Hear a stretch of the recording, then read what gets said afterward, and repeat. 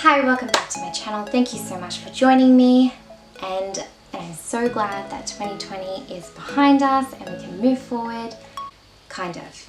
So I wanted to share with you my goals, my dreams, my aspirations, my resolutions, whatever you want to call them, for 2021.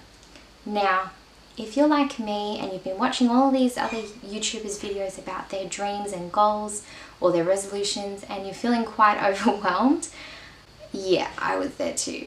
And it just feels like there's so much to work on that you just feel like you're never going to get anywhere because there's just too much. So I decided I wanted to make sure that my goals were really, really realistic and specific, because if they're not realistic, you're not going to achieve them. And if they're not specific, you're not going to know whether you achieve them or not. So realistic and specific. I broke down my goals into 5 major categories that I wanted to improve in my life this year. I also wanted to talk about micro goals. So micro goals are the little steps that you can take every day to reach your overall goal, and it's just those little steps that actually make the biggest difference and lead you straight on to your goal.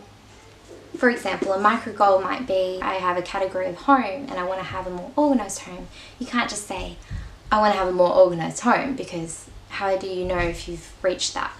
So you have to have little steps to reach that overall goal. So maybe a micro goal might be declutter one area every day. I'm not going to be going into all my micro goals because that will get overwhelming for you, and it's not going to be very helpful for you because it's really specific to what I want to improve. So I'm just going to encourage you to think of your own goals and your own micro goals. But I just thought I would share in case it helps you think of some. Daily balance. Now, this is something that really got lost the last couple of years in my life. There was just no balance anywhere. I wrote down a little quote before I wrote down my goals to just help me realize how important these little goals, these little micro goals will be. So I wrote, for goals to be achieved, it takes daily habits and action. So those little steps, those little goals are actually more important than the overall goals, because they're the ones that are going to get us there. I have come up with 5 categories for my goals, and they are beauty, health, home, hobbies, and spiritual. And these are all the areas that I've acknowledged that I'm lacking in my life and that I have some growth area. Habits can grow, they can change, they can be built upon, and that's why they're so great. So you can start small and you can add on them. So let's get into it. The first category is beauty. I want to work on one major area this year, and last year I worked on my teeth. But this year is my hair. I actually damaged it a lot. I just want to get back into a salon and actually get the right color treatments for my hair and dye it in the right way so I don't get some strange orange hues that nobody wants. I also want to maintain my morning and nighttime routines. I want to maintain my skin. I found a really good skincare routine that works really, really well for me, which I will be sharing with you soon. I want to start dyeing my eyebrows. I don't have much eyebrows, but I feel like it would frame my face so much better. I want to get rid of my body hair with an IPL machine, so that's something I want to do. So all of these are going to be put into daily habits or weekly habits or monthly habits, and will reach that overall goal of beauty. The next goal I have is health. So with health, see how really broad that is? So I have lots of goals underneath, and then I will add in my micro goals. So I want to have hormonal balance. My hormones are way out of whack and we need to fix that. And there's a few things, micro goals, that I'm going to do for that. I want to work on my posture. I sit here slumping like this. I want to work on my posture. There's been so much research into that, and I would love to share a video with you on the importance of good posture as well. I want to maintain my exercise, and my motto for exercise this year is do something every day. Just do something. It doesn't have to be major, but you do have to do something. Yoga, or if I just did Pilates, or if I just went for a walk.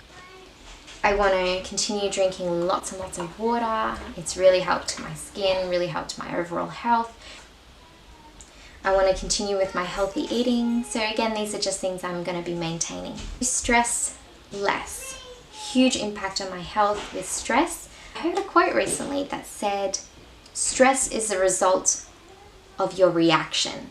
And that is so true. Why am I choosing to stress when I don't have to?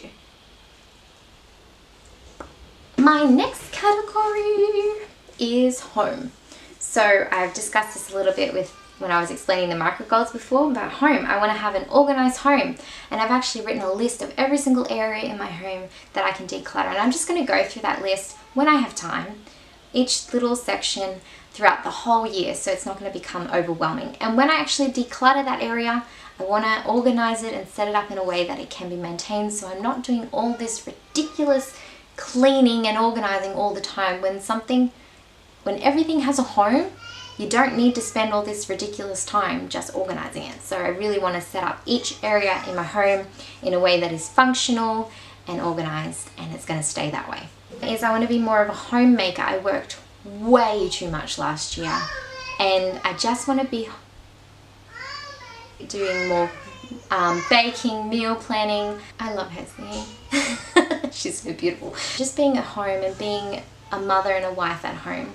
I really lost that, and I want to get back into that. Budget and stick to a budget. Be present with my children, to actually have quality time with them. Really looking forward to having a weekly routine. I'm a casual teacher, and my week was all over the place, and it made it really hard to be organized.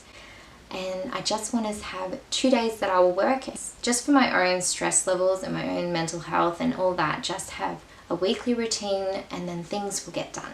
Hobbies. So another category that really got lost before. I feel like a lot of people have recognized that they've let their hobbies go, because when we were in the peak of the pandemic, we had nothing to do, and we just realized how much we don't do anything except work and clean.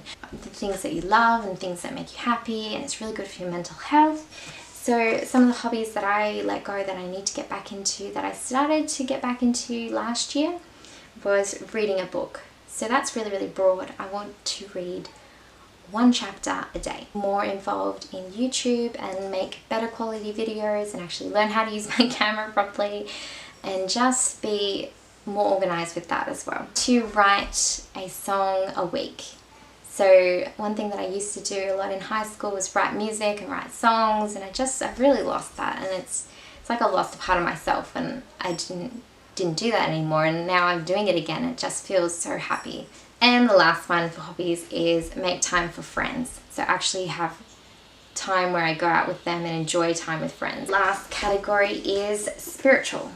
So this is a really hard category because you can't really measure it.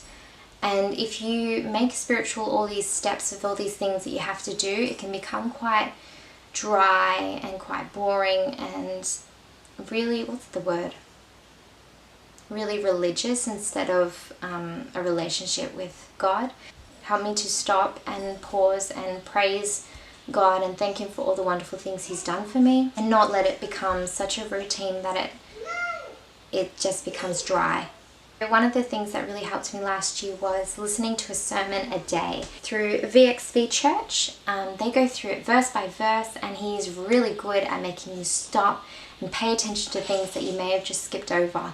And he dives so deep into each verse that you just get so much out of it. So every morning, whether I was driving to work or whether I was just going about my morning routine around the house. I want to do a Bible reading morning and night. It doesn't have to be huge, just something to fill the morning, to start my day right and to end my day right, with the right mindset and filling my mind with good things.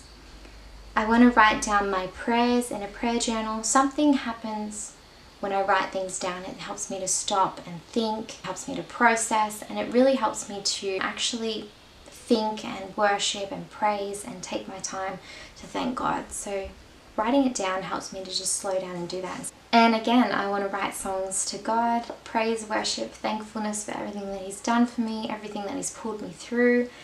And I just want to acknowledge Him in my music and actually do a good job in that area to bring Him glory. I want to learn a Bible verse every month. I'm really bad at this. I don't know why I'm so bad at this, but something about memorizing something and not being able to look at it is just, I don't know, mental process. but it's something that I need to do. I learn a Bible verse. I want to look up a Bible verse that I think would help me the most during that month, and just memorize it, read it every day until it sticks in my head. So just filling my head with good things, filling my head with the Word of God, and just taking it with me throughout the whole day instead of just having sacred time. I want it to infiltrate all of my life. I hope that makes sense. So I hope you found this encouraging. I hope you found it not overwhelming, but that you can take some things away and apply it to your own life, and that we can make 2021 a really, really good year, a really, really productive year where we're improving ourselves.